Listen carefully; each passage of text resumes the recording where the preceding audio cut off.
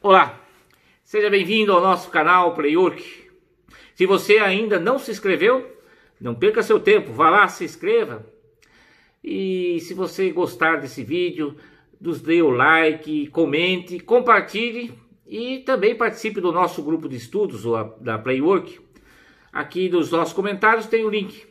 E esta semana a nossa academia, a PlayWork, está trabalhando o tema com letra D nas rodas do conhecimento. O tema com a letra D fala sobre deuses, o Deus único e o Homo Deus. Vamos lá. E o tema de hoje é sobre os deuses e a mitologia. A história da humanidade, ela tem três grandes passos evolutivos. Se nós pegarmos pela Bíblia, vamos pegar a Bíblica judaico-cristã, esses três passos evolutivos representam o Antigo Testamento, o Novo Testamento e o Apocalipse. Bom, mas vamos estudar um pouco esta questão dessas três fases da humanidade. Se nós pegarmos pela Santíssima Trindade, poderíamos dizer que o Antigo Testamento foi a construção do Pai. O Novo Testamento, a construção da figura do Filho. E o Apocalipse, do Espírito Santo. Mas também, na concepção dos deuses, é importante a gente analisar esses três livros. Porque o Antigo Testamento é a transição do politeísmo para a construção do Deus único. E isso nós podemos perceber pela religião hebraica, pelo judaísmo, na onde eles constroem a imagem de Javé, que aos poucos vai substituindo o politeísmo, que é a expressão Elohim, que é a hierarquia dos deuses. Essa nova construção, que vem de Elohim para Javé, é a construção do Deus único, ou seja, é a fase que a humanidade sai do politeísmo para a construção do pensamento do Deus único, que Cristo vem consolidar, mostrando que existe um Deus impessoal, amoroso, que ele chama de Pai, de uma forma carinhosa, mostrando que todos nós somos filhos do mesmo Pai. E o Apocalipse, ele complementa, e o Apocalipse começa agora, na construção da terceira fase, que é a construção da consciência unificada, que é o Homo Deus. Bom, para resumir e fazer uma metáfora de tudo isso, o politeísmo criou a individualidade, o uno. Depois, a construção do monoteísmo, ou seja, do Deus único, construiu a imagem do todo, uma referência mental do todo. E perceba que é importante, porque o primeiro passo foi construir o ser humano, o uno. Depois, a concepção que nós fazemos parte de um planeta, que é a construção do Deus único, do monoteísmo. E agora partimos para a terceira fase, porque nós temos o uno de um lado, o todo do outro. O que nós precisamos fazer agora? Ligar o uno ao todo, ou seja, o uno que é igual ao todo. E aí que entra a terceira fase evolutiva do planeta, que é a construção do Homo Deus. Ou seja, é o momento que nós deixamos de ser vítimas e passamos a ser co-criadores. Dentro dessa filosofia, um importante fato aconteceu na humanidade quando praticamente a humanidade conseguiu ultrapassar a margem dos 50% de pessoas do mundo com a consciência do Deus único. Esse momento aconteceu exatamente quando foram descobertos novos continentes, que é o caso da América. Exatamente na época de 1400 a 1500. E nessa época, na Itália, aconteceu em Florença o surgimento do Renascimento italiano. Só que o Renascimento italiano causou alguns problemas para a Igreja Católica. Você tem que analisar que a Igreja Católica é quem dominava a Idade Média, a considerada Idade das Trevas, a idade onde nós tivemos genocídios, como as guerras santas, as santas inquisições. E quando aconteceu o Renascimento, a igreja começou a perder fiéis. Exatamente num período logo após a questão da reforma protestante de Luterano, então a igreja começou a perceber que ela tinha que mudar os seus conceitos. E aí o Papa, percebendo que o seu negócio, o negócio financeiro da igreja estava começando a cair, porque as pessoas já não mais aceitavam comprar indulgências, Então ele falou assim: epa, nós precisamos reformular os dogmas da igreja. E aí, em 1431, ele convocou o Concílio de Ferrara. E esse concílio é muito interessante, porque até então era assim: você tinha, vamos pegar aqui uma metáfora que é o que a igreja sempre fez, Ela construiu a imagem de São Pedro como o santo que tinha a chave do céu. E São Pedro era representado pelo Papa aqui. E o Papa era exatamente aquele que fazia o processo da canonização, ou seja, somente o Papa aqui na Terra podia autorizar São Pedro a abrir a porta do céu para os santos. E aí que é interessante, porque os santos, na verdade, foi uma construção que a Igreja Católica fez para destruir a imagem dos deuses mitológicos.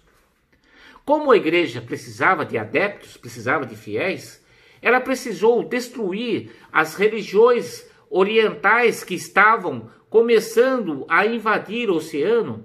Então ela tinha que destruir o conceito do taoísmo, o conceito do budismo, o conceito do hinduísmo, que tinham deuses. E para substituir a questão da crença, porque os deuses mitológicos, na época de Platão, na época de Aristóteles, na época de Pitágoras, eram quem? Eram imagens arquetípicas da qual o ser humano ele fazia a sua conexão com a espiritualidade. Como ainda o ser humano não tinha ainda a concepção do todo, do Deus único, ele necessitava dessas imagens mitológicas dos deuses para construir o seu pensamento, construir a sua tela mental. Na verdade, os deuses eram mitos da qual você se reportava a esses mitos e desta forma você começou a construir a sua mente, a sua consciência unificada. Para a igreja destruir esse conceito de espiritualidade, que também era muito reinante nos egípcios e também nos gregos e nos sumérios, a igreja destruiu o politeísmo e substituiu os deuses pelos santos. Só que você tem que perceber que os santos católicos foram essenciais para a construção da ideologia, do dogma e do sistema econômico-social que a igreja implantou após o Constantino declarar que a Igreja Católica era a religião única do Império Romano. Perceba que os santos católicos, em geral, principalmente os mais populares, eles demonstram 3 características próprias que depois a igreja colocou isso nas vidas religiosas. As 3 características principais dos santos é a castidade, mostrando um sistema de moralismo. Tá certo que os próprios clero, pela história você viu que não tinha muita moral, mas os fiéis tinham que ter um sistema de castidade, inclusive condenando o sexo ao pecado. O segundo item é a obediência. Obediência ao dogma do Papa. E o terceiro passo, para você conseguir atingir o céu, você tinha que ser pobre. E por isso, se você começasse a ter riqueza, você deveria doar para a igreja, que fazia caridade. Só que a caridade da igreja representou na construção de templos com ouro, representou na construção de um país próprio para a própria igreja e representou na construção até de um banco dentro do Vaticano. No Concílio de Ferrara, tudo isso começou a ser questionado. Por isso que é chamado de Renascimento. Porque a Itália estava naquele momento totalmente tomada, a Europa totalmente tomada pelas trevas, por aquele sentimento de culpa, de pecado, de sofrimento da Idade Média. E aí no Renascimento, o que a igreja percebeu? Como que eu faço? Se os santos são os únicos que entram no céu, e quem abre a porta do céu é o Papa. E todos os demais pecadores vão para onde? Vão para o inferno. Mas e aí? Se todo mundo vai para o inferno, o que aconteceu no Renascimento?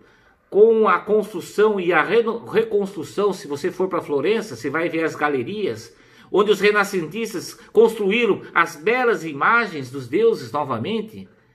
O que a igreja precisava fazer? Ela precisava criar um espaço intermediário entre o céu e o inferno. E aí construiu o conceito do purgatório. Para quê? Para que não perdesse fiéis. Como a Santa Inquisição, ou melhor, as compras das indulgências já era um mercado que estava caindo, ela precisou criar o purgatório como um espaço intermediário entre o céu e a terra. E aí, o dogma cristão criou 2 locais. O purgatório, somente pode entrar no purgatório os que forem batizados. São aquelas pessoas que não são santas, que não conseguiram abrir a porta do céu, ou seja, São Pedro falou assim, opa, aqui você não entra. E também não são tão pecadoras assim para ponto de ir para o inferno, né? Então, essas pessoas batizadas que seguem a igreja, aí está a chave, hein? Para você conseguir entrar no purgatório, você tinha que seguir a igreja. Então, para essas pessoas foi criado o purgatório. E para as crianças que não foram batizadas, mas também não são pecadoras para ir para o inferno, então a igreja criou o limbo. Só que o limbo, 5 séculos depois do Concílio Vaticano II, foi eliminado. E a pergunta é, para onde foram essas crianças? Ninguém sabe, né? Porque elas não podiam entrar no purgatório, porque era só para os batizados da igreja católica. E também não podiam ir para o inferno e nem para o céu. E aí, para onde foram essas crianças? Perceba que esta construção mitológica da igreja, que destruiu os deuses para a construção dos santos, no Concílio de Ferrara causou uma grande polêmica. E aí é que você começa a destruir todo esse conceito de dogma.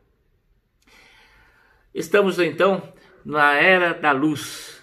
E a Era da Luz, essas incoerências, esses dogmas, que nós não sabemos de onde criaram esses dogmas, começa a perder a sua validade.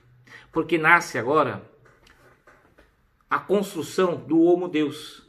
Aquele que vai ter a sabedoria de unir a potencialidade do Uno, dos deuses, com a potencialidade do Deus Todo-Poderoso, que é o todo. E cabe agora, nesse momento, de você, através da criatividade, da colaboração e da compaixão, fazer a integração do uno igual ao todo. Gratidão, seja magnífico, seja eterno, seja o amor. E assim é.